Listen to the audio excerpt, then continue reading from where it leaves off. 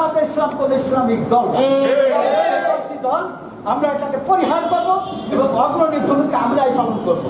আপনি আমাদেরকে অনুপ্রেরণা দেবেন, উৎসাহ দেবেন। আমরা জীবন দিলে হলো এই নড়াইল জেলায় বিএনপিকে প্রতিষ্ঠিত করে পক্ষান্তরে খেটে খাওয়া মানুষরা, সমস্ত মানুষেরা, তাদের দুঃখী মানুষরা আমার ব্যক্তিগত পক্ষ থেকে বাংলাদেশ জাতীয়তাবাদী দল নড়াইল জেলা শাখার পক্ষ থেকে আপনাদের যে কয়েকটি অঙ্গ সহযোগী সংগঠন আছে তার ভিতরে ওলামা দল আছে, গুরুত্ব কিন্তু কম না।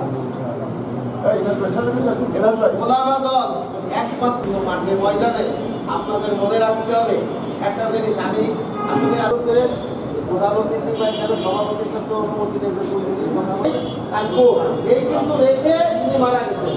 কত বড় ইমানদার লোক রাজনীতি কেউ না করতে পারে, করতে দিন তো কিসের রাজনীতি যেটা আন্দোলনেরা পেয়ে গেছে। তাই আপনাদের এগুলো বুঝাতে হবে, আপনাদের এগুলো বন্ধ করতে হবে।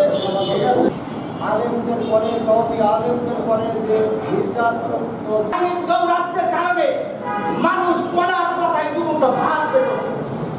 এই সময় বাংলাদেশ তখন অসংগঠিত ছিল। বিভিন্ন রকমের যে মন্ত্রণালয়গুলো আজকে আমরা দেখতে পাচ্ছি, এই মন্ত্রণালয়গুলো ছিল না। আমরা ইতিহাস আপনাদের জানতে হবে।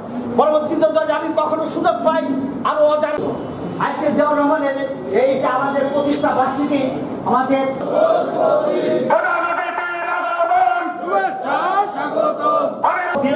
অভিভাবক আছেন তাদের হাতে আমাদের কমিটিরা ভেবে দিলাম তারা কিভাবে যত্ন রাখবো। আমার সদস্য সচিব লোহাগড়া উপজেলা ওয়াজ মাহফিলে তুলে ধরতে পারি, এই 17 বছরের সেই সুযোগটা আমাদের হয় নাই।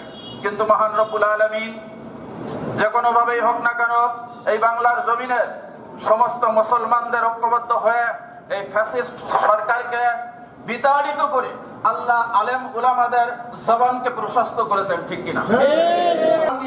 যাতে ইসলামের সঠিক কথাগুলো বলতে সুযোগ করে দেয়। সকলে বলি আমিন।